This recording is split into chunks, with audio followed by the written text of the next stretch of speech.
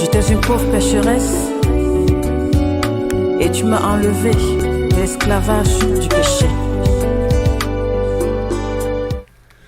8h00 dans le studio de Christ Radio et nous sommes ensemble dans notre émission en ce 19 août 2021 et nous allons réfléchir, nous a-t-on dit la dernière fois qu'on s'était retrouvés dans ce studio avec MC, on dit qu'on allait réfléchir sur l'orgueil, c'était ça?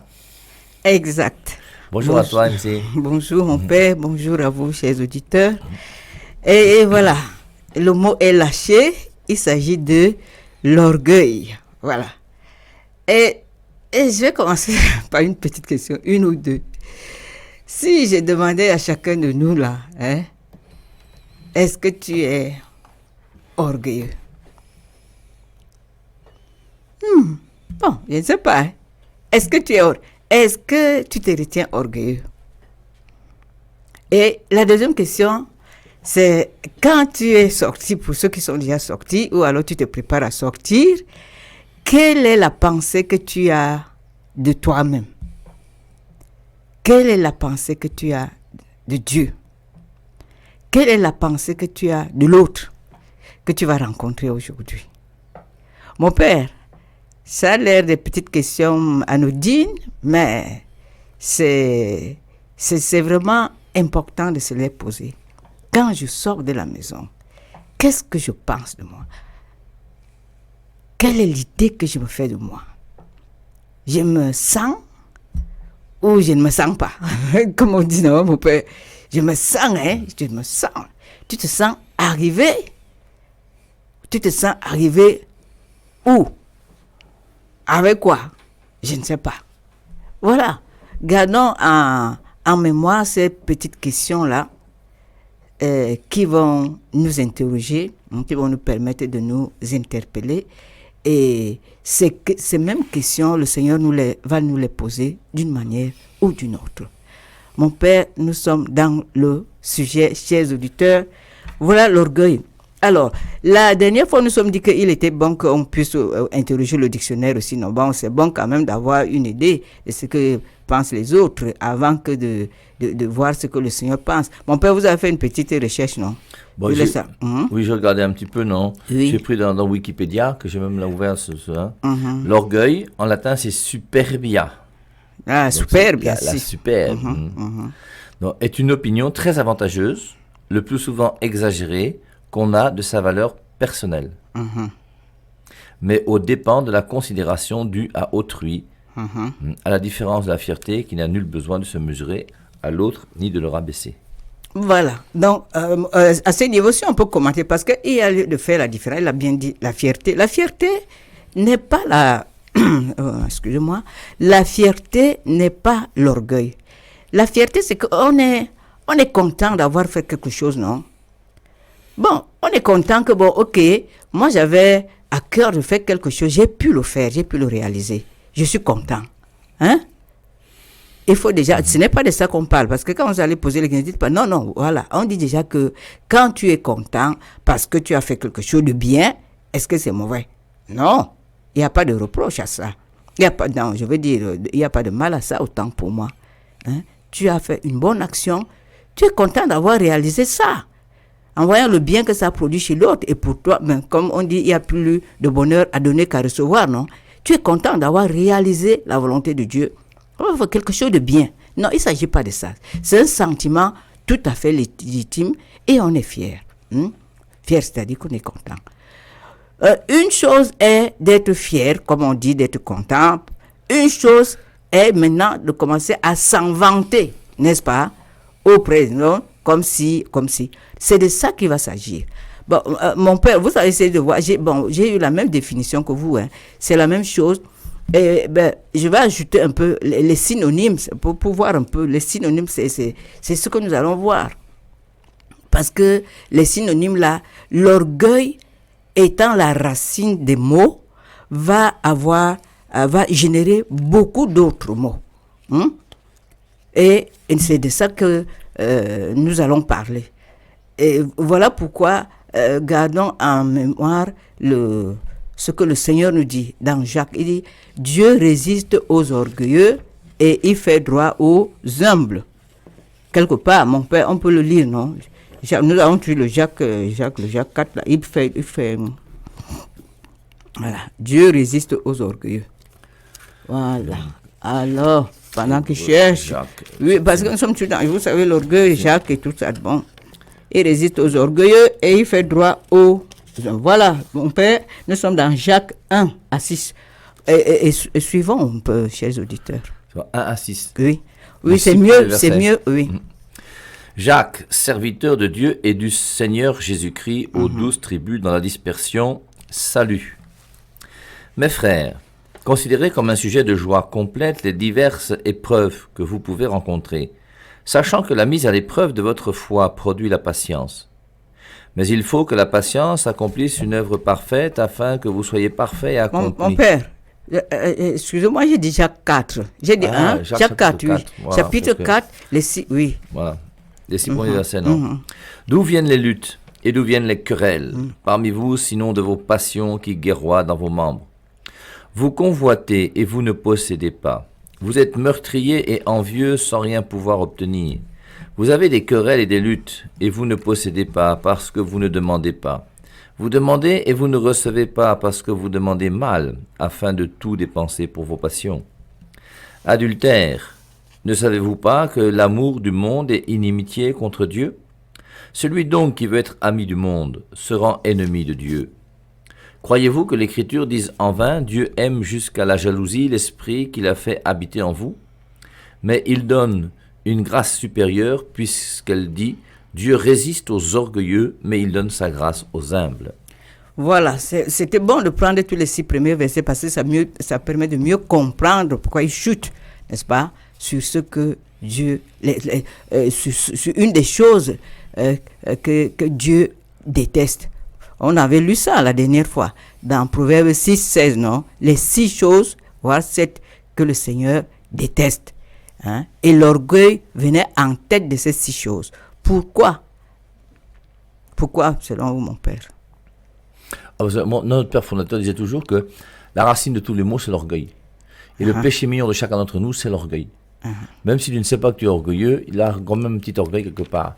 Et d'ailleurs, dire que tu n'es pas orgueilleux, c'est déjà de l'orgueil. C'est ça, et c'est vrai. Et c'est ça, voyez-vous. Nous ne pouvons pas, quand on parle de l'orgueil, chers auditeurs, forcément, on va parler de l'humilité. On ne peut pas parler de l'orgueil sans parler de son contraire, qui est l'humilité. Parce que c'est justement à ça que le Seigneur nous invite. Il nous demande de nous détourner de l'orgueil et d'embrasser, n'est-ce pas, hein, avec nos mains, avec notre cœur, l'humilité. Donc, l'humilité qui est définie comme la modestie, c'est la simplicité, un abaissement volontaire devant l'autre, la soumission, la gratitude, la discrétion. Vous voyez un peu? Donc, voilà de manière générale, ainsi défini l'orgueil de notre côté vraiment qui s'élève et l'humilité qui s'abaisse. Et quand nous allons parler de ça, mettons-nous, n'est-ce pas, ou alors gardons en image celui qui est le père de l'orgueil. Nous le connaissons, non? C'est Satan qui est le père de l'orgueil. Et à la base, il y a le mensonge. Donc, d'un côté, nous aurons comme monument de l'orgueil, le père de l'orgueil qui est Satan et le père du mensonge. Et de l'autre côté, nous aurons le monument ou bien le modèle, n'est-ce pas, autant pour moi, de l'humilité qui est le Seigneur Jésus-Christ lui-même. Et puis, et à sa suite, nous avons la Sainte Vierge Marie. Nous ne pouvons pas parler de l'humilité sans évoquer la Sainte Vierge Marie et les autres. Nous allons voir Paul lui-même qui nous parle de l'humilité. Comment il est? Comment? Est-ce que c'est une personne humble? Nous allons voir. Et bien d'autres cas dans les Saintes Écritures et les conséquences de ces choses-là pour que ça nous interpelle bien et que nous puissions, à la lumière de ça, nous examiner et pouvoir nous laisser transformer par le Saint-Esprit. Alors, nous avons déjà vu, donc, là, nous avons défini, nous avons vu d'où vient l'orgueil. L'orgueil, c'est toujours Satan. Et nous revenons toujours au jardin d'Éden. Qu'est-ce qui a fait? Mon père, je voudrais qu'on puisse relire. Bon, ne dites pas, mais maman, on a tué. Non, mais parce que c'est très important. On ne peut pas faire fi de ça. Parce que tout est parti de là.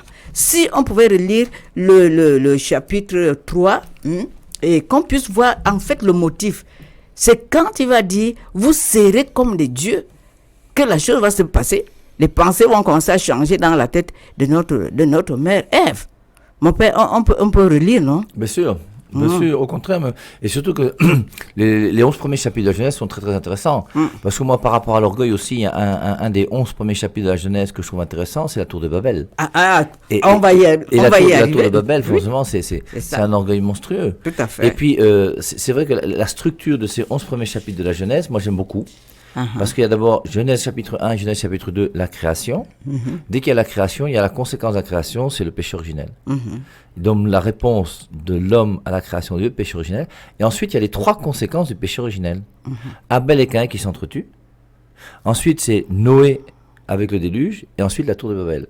Et ces 3-là correspondent à n'aimez pas le monde ni ce qui est dans le monde. La concupiscence de la chair, la concupiscence des yeux et l'orgueil de la vie. Et c'est pour ça que dans ces 11 premiers chapitres de la Genèse, on retrouve vraiment tout le plan de Dieu sur l'humanité. Et pour ceux qui ont étudié un petit peu Apocalypse chapitre 6 avec le Père et Marie, lorsque Jésus-Christ ouvre les sceaux, les 4 premiers sceaux, le cheval blanc, pour moi, correspond au péché originel.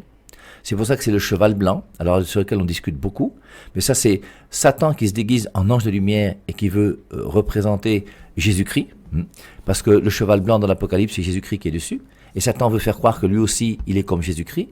Et il est venu apporter, lui, le péché originel. Et après le péché originel, il y a les 3 autres chevaux qui correspondent pour moi à Abel et Caïn, à Noé et à la tour de Babel. Tout est repris là, dans l'ouverture des sceaux, parce qu'il est clair que dans l'Apocalypse, lorsque le livre scellé va s'ouvrir, c'est pour montrer le plan de Dieu sur l'humanité, qu'on retrouve dans Genèse chapitre 1 à 11, qui sont vraiment très très intéressants. Donc moi, je ne me lasse jamais de lire Genèse 1 à 11. Jamais. Alors après la création, Genèse chapitre 1, le premier récit de la création, où Dieu crée en 6 jours. Vous avez Genèse chapitre 2, le verset 4, où il crée Adam, puis les animaux, puis Ève. Et ensuite, après ça, nous avons Genèse chapitre 3, que nous vous lisons, c'est la tentation. Alors, mon père, si on peut, allons un peu dans le vif du sujet, là, si vous permettez. Si on lisait directement le verset 5, là. Il n'y a pas de souci, non. Oui, mais Dieu sait que le jour où vous en mangerez, vos yeux s'ouvriront et vous serez alors comme des dieux. Vous connaîtrez le bien et le mal. Voilà, justement, parce que c'est ça qui nous intéresse, n'est-ce pas? Voilà un peu l'orgueil flatté, c'est-à-dire que vous serez comme des dieux. Et voilà le vrai problème. Vous serez comme des dieux. Et lorsque elle entend cela, vous voyez, au verset 6, la femme vit. Aussitôt qu'il ait dit ça. Donc ça vient flatter. Donc ça comment dire? Je ne sais pas comment. Ça a couché. Ça fait sortir, n'est-ce pas, de Ève, cette envie, non? Cette prétention, dirais-je, d'être comme Dieu. Et c'est ça l'orgueil. Vouloir se faire l'égal de Dieu. Et c'est ça que Satan a fait et nourri en cela par le mensonge. Parce qu'en fait, c'était un mensonge. Et voilà, nous allons voir les corollaires de l'orgueil. Comme nous avons dit, nous allons voir les corollaires. Ils sont nombreux. Il y a la jalousie, voyons. La jalousie, l'hypocrisie, la cupidité, l'avidité, la méchanceté, l'arrogance, la tromperie, la division, les rivalités, l'amertume, Vous voyez, voilà pourquoi on dit que l'orgueil est la mère des péchés. Parce qu'un temps, mon père, je disais que je voulais revenir sur certains péchés-là. Mais quand j'ai vu l'orgueil, j'ai dit, mais voilà l'occasion nous allons pouvoir en parler. Et le mensonge, nous en avons déjà parlé. Nous avons la jalousie, nous en parlerons très fort, comme on dit. Vous voyez pourquoi le Seigneur va détester ça. Et voilà d'où vient l'orgueil. Donc, et comme nous tous, nous avons hérité de ça, non? Tous ont péché et sont privés de la gloire de Dieu. Nous avons hérité de cela. C'est le péché originel, non? Donc, tu nais déjà avec ça dans ton corps. Dans ton cœur, je veux dire, autant pour moi. Il y a cette tendance-là que de l'homme, n'est-ce pas, à vouloir se faire l'égal de Dieu. C'est-à-dire à vouloir diriger sa vie comme si Dieu n'existait pas, à ignorer son Créateur. C'est ça la tendance naturelle de l'homme. S'il n'y avait pas le Seigneur Jésus et l'œuvre de l'Esprit Saint, si quelqu'un ne se laisse pas faire entre les mains de l'Esprit Saint, ça va être difficile. On peut comprendre les philosophies, les différentes choses, c'est-à-dire que les philosophies sur Dieu, les pensées mauvaises, négatives sur Dieu, parce que ça nous vient de là. Comprenons d'abord ça. D'où vient l'orgueil? Voilà. Essayons donc de voir, selon la Bible, qu'est-ce que c'est que l'orgueil? Nous avons déjà dit, mais on va encore revenir en détail. Vis-à-vis de Dieu, qu'est-ce que peut être l'orgueil? Et où commence l'orgueil? Il y a quelqu'un qui a réfléchi à ça aussi avant, dans les Saintes Écritures. Où commence l'orgueil? Parce que ça commence quelque part, non? Comme ça a commencé ici. Mais chez nous, aujourd'hui, où est-ce que ça commence? Où commence l'orgueil, mon père? Siracide va nous donner la réponse. Voyons un peu, dans Siracide 10, mais le Siracide 10 au verset 12. D'où vient l'orgueil? Non, pardon, où commence l'orgueil? Suivant attentivement chez les auditeurs. Siracide. Oui, 10. 10. 12. Oui, 10, 12, verset 12. Partie du verset 12. Il y a tout un passage marqué contre l'orgueil. Voilà. On peut le dire tout, peut-être. Oui. Ne garde pas rancune à ton prochain, quelle que soit l'offense, ne fais rien sous le coup de la colère. L'orgueil est odieux au Seigneur comme aux hommes. Pour lui comme pour eux, l'injustice est abominable. Ce qui fait qu'une nation perd le pouvoir au profit d'une autre, c'est l'injustice, la violence et la richesse. Comment peut-on avoir tant d'orgueil quand on n'est que terre et cendre? L'homme en pleine vie a déjà la pourriture en ses tripes. C'est très joli. C'est très joli. C'est vrai, quand tu vois ce que tu es là, et que ça. tu vois Dieu face à toi là, c'est bizarre qu'on va y devenir comme Dieu. La maladie traîne, le médecin plaisante, le roi d'aujourd'hui, demain sera mort. Une fois mort, l'homme n'a plus devant lui que la pourriture, les bêtes et les vers. Les asticots, comme c'est vrai, c'est vrai. Alors j'arrive déjà au verset 12. Le début de l'orgueil chez un humain, c'est de s'écarter du Seigneur et de ne plus tenir compte de son Créateur. Le péché est au départ de l'orgueil. En persévérant dans le péché, on ouvre les portes toutes grandes à la marée du mal. Voilà pourquoi le Seigneur a envoyé aux pécheurs de sinistres châtiments. Finalement, il les a anéantis. Voilà. On a bien compris, où commence l'orgueil. Qu'est-ce que c'est que l'orgueil? Il a déjà aussi enclenché, selon le Seigneur et du point de vue de Dieu, qu'est-ce que c'est que l'orgueil? Où commence l'orgueil? C'est quand on s'éloigne déjà, n'est-ce pas? C'est ce qu'il a dit. Nous avons bien compris. J'espère que chacun de nous a la Bible ouverte pour que nous soyons en phase là. Donc, Siracide, chapitre 10. Chapitre 10, oui. J'espère que vous avez un bic. Siracide, chapitre 10. Alors, on appelle encore Ben Sirac le Sage. C'est la même chose. Donc, Ben Sirac le Sage, chapitre 10, ou Siracide, chapitre 10, le verset 12. Le début de l'orgueil chez un humain, c'est de s'écarter du Seigneur et de ne plus tenir compte de son Créateur. Voilà. Mais c'est ça. C'est pour ça que je disais ce matin, quand tu es sorti de ta maison, quelle est la pensée que tu as eue vis-à-vis de Dieu? Est-ce que ce matin, quand tu es même sorti, tu as même dit merci? Parce que si tu te lèves le matin, tu prends conscience que tu es vivant et tu dis merci Dieu. Ça veut dire que tu as déjà intégré Dieu dans ta journée. N'est-ce pas vrai, mon père? Ah, bien sûr. Non. Mais si tu te lèves, ok, rien.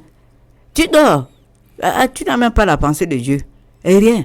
Tu évolues dans la journée. Quand tu te lèves, toi-même tu sais, quand sur nous les femmes, là, quand tu as mis une nouvelle tenue là, je vais aller me montrer aujourd'hui. Je vais aller. Bon, n'anticipons pas, mais voilà, on commence à avoir quelques réponses. S'écarter de Dieu. C'est-à-dire que tu fais comme si Dieu n'existait pas. Tu fais comme si tu étais tombé, tu étais parachuté, n'est-ce pas, dans ce monde par hasard, comme les gens qui disent la théorie des gens là, le hasard. Le monde a été fait par le hasard. Toi aussi, tu es né du fait du hasard. Donc, ok, tu te lèves le matin et tu vas. Dieu, je ne connais pas. Voilà un peu. C'est ça. Alors, donc, les premiers signes, ce sera quoi? Tu t'écartes de Dieu et les premiers signes vont être quoi? C'est-à-dire que c'est une sorte d'insoumission que tu es en train de manifester. C'est-à-dire l'ingratitude. Non. Hein, pour me dire non, mon père, ici, là, il s'agit d'ingratitude. Parce que l'orgueilleux est ingrat. Il ne reconnaît pas qu'il a reçu quelque chose de l'autre. Hein? Il ne reconnaît pas. Il ne reconnaît pas qu'il a reçu de Dieu. Pourquoi il va lui dire merci? Pourquoi il va avoir la pensée de Dieu? Vous voyez que tout commence par la pensée. Donc maintenant, mon père, essayons de faire dans le rapport entre la pensée et l'orgueil. Et évidemment, tous les péchés que nous avons, il y a un lien, non? Entre la pensée, d'abord, je pense d'abord, avant de parler, parce que nous sommes en train de parler des paroles. Mais pour que je parle, il faut d'abord que je pense. Vous avez vu déjà un animal parler. C'est parce que l'animal ne pense pas. Est-ce que l'animal raisonne? C'est nous. C'est l'homme qui raisonne. Donc, comme il raisonne, il doit exprimer ce qu'il dit. Ce qu'il a pensé dans son cœur d'abord, avant que de l'exprimer de manière audible. Hein, à soi-même, hein, avec Dieu et aux autres. C'est pourquoi il est très important, n'est-ce pas, de soumettre nos pensées à Dieu. Et soumettre nos pensées à Dieu et à la vérité de la parole. Comment tu vas faire? Si tu te lèves le matin, si dans tes pensées tu as déjà dit Dieu, je ne connais pas, je m'en fous. C'est tout à fait normal que sa parole même, ce qu'il est dit dans les Saintes Écritures, que tu t'en moques, que tu t'en foutes. Et alors, ce serait difficile que tu sois soumis.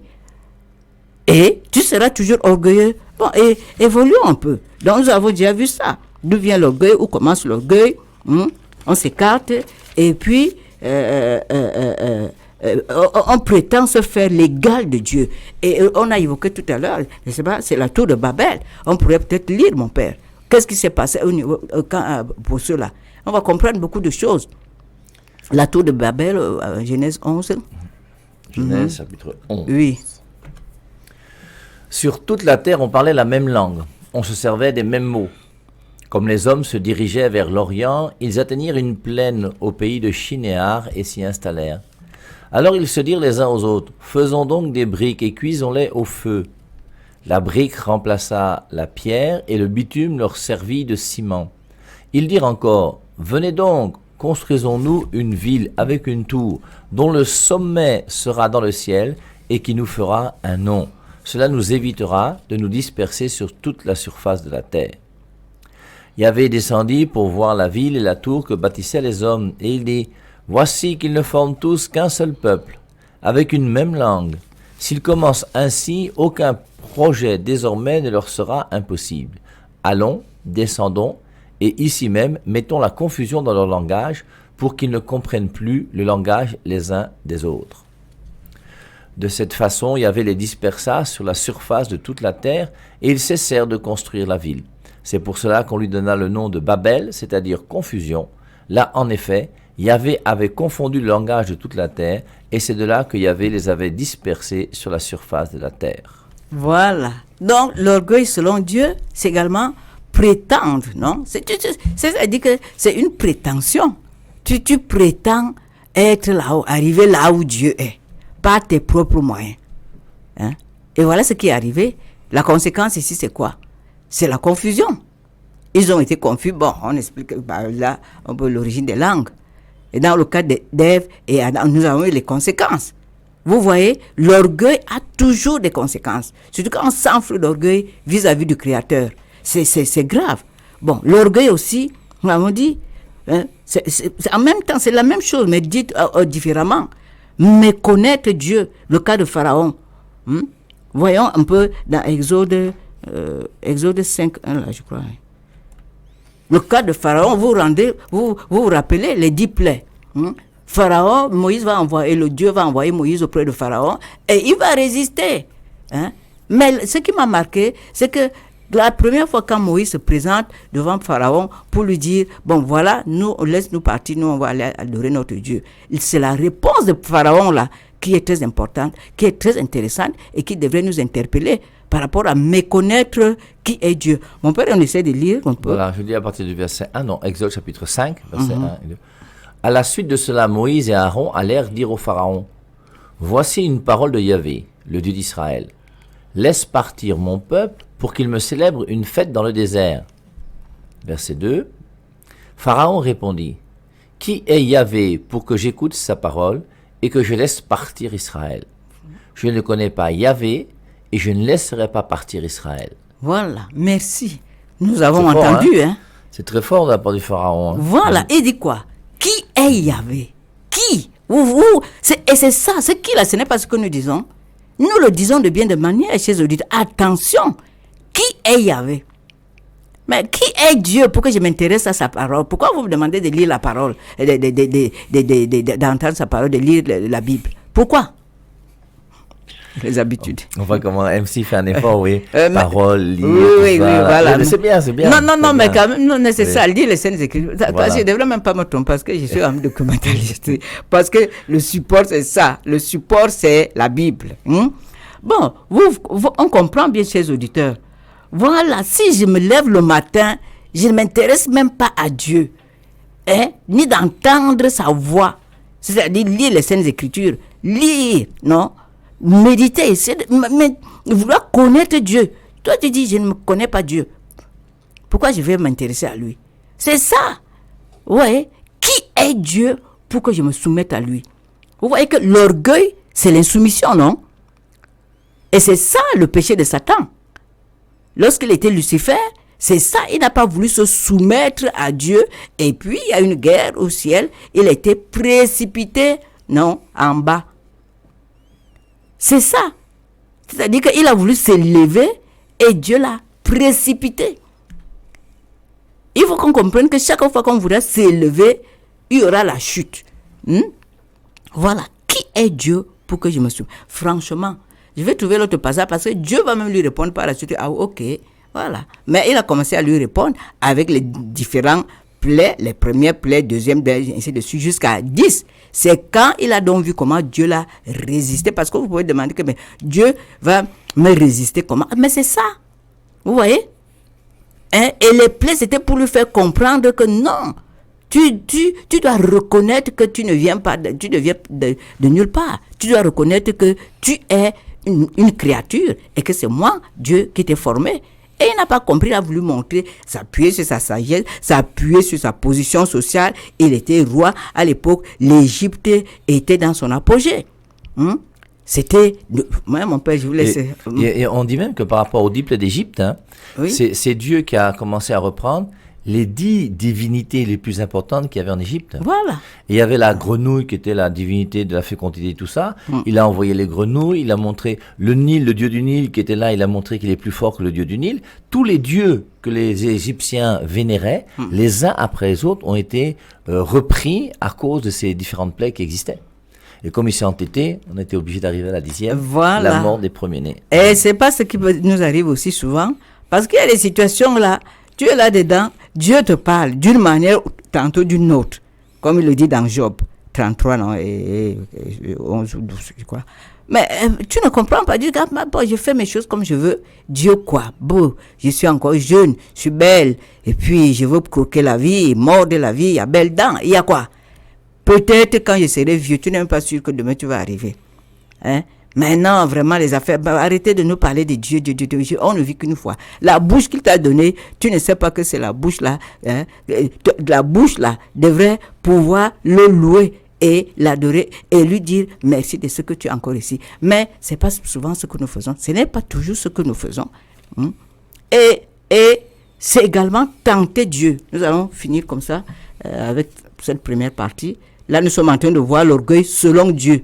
Comment Dieu lui-même voit l'orgueil du point de vue de Dieu. C'est tenter Dieu. Voyons Matthieu 4:4 et nous avons la femme adultère du point de vue de la tentation. Les gens qui viennent tenter Dieu, qui ne veulent pas connaître la vérité, mais quand tu parles, ils posent des questions, ils discutent, ils veulent te tendre des pièges. Mon père, Matthieu 4, vous connaissez bien, c'est la tentation au désert. Bien sûr, bien sûr. Vous on va pas... Matthieu 4, Luc 4, et la première tentation dans Matthieu et dans Luc, c'est la même. Et cette tentation qui est liée pour moi au corps. Le corps, c'est lié à l'espérance. Et la tentation, là, c'est bon. Le tentateur s'approcha de lui. Si tu es fils de Dieu, dis à ces pierres qu'elles deviennent des pains. Parce qu'après 40 jours, il a faim, et on comprend. Mais Jésus lui répond, il est écrit que l'homme ne vit pas seulement de pain, mais de toute parole qui sort de la bouche de Dieu. Voilà. Et suivant, ce qu'il a dit quoi? Il va évoluer. Il dit, si tu veux, tu vas m'adorer moi. Voilà, troisième tentation dans Matthieu. Voilà. Il le déplace sur une belle montagne et il dit je te donne tous ces royaumes, comme si les royaumes-là lui appartenaient d'abord. Voilà, Un menteur. le menteur. J'aurai tous ces royaumes si tu te prosternes et m'adores. Et Jésus répond, tu n'as qu'un seul Dieu que tu adoreras et à lui seul tu rendras un culte. Et voilà, nous allons revenir peut-être sur ça au deuxième, parce que mon père, il est 30. Je reprends quand même la... Mais il y a la femme adultère là. On peut forcer un peu. Non, on va faire ça après. On va faire ça après. Oui. Okay. Je reprends moi. Cette réponse de Pharaon. Pharaon répondit, qui est Yahvé pour que j'écoute sa parole? Voilà. Donc la question qu'il faut se poser, si parmi nous il y a des gens qui pensent que Yahvé n'est rien, bon, c'est ton problème, mais vraiment ça risque d'être grave. Qui est Yahvé pour que j'écoute sa parole? C'est ton créateur, celui qui t'a tout donné. Donc si tu refuses de marcher avec lui, c'est quand même gênant. Elle est née